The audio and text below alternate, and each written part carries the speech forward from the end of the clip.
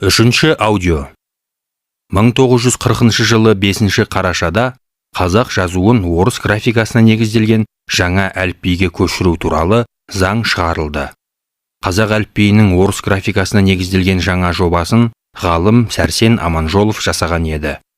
Оның авторлығымен 1940 жылы латын графикасымен жазылған емле ережелері де жарық көрді.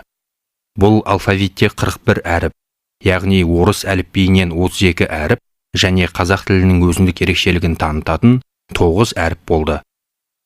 Әліпбидегі әріптер орналасу тәртібі бойынша алдыңғы жағында орыс тіліне тән әріптер, ал соңғы жағында қазақ тіліне тән әріптер орналасты.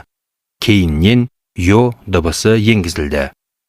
Қазақ әліпбиіндегі әріптердің орналасу тәртібі 1957 жылы қайта өзгертіліп, қазіргі тәртіпке көшті. Қазіргі әліпбиімізде 42 әріп бар.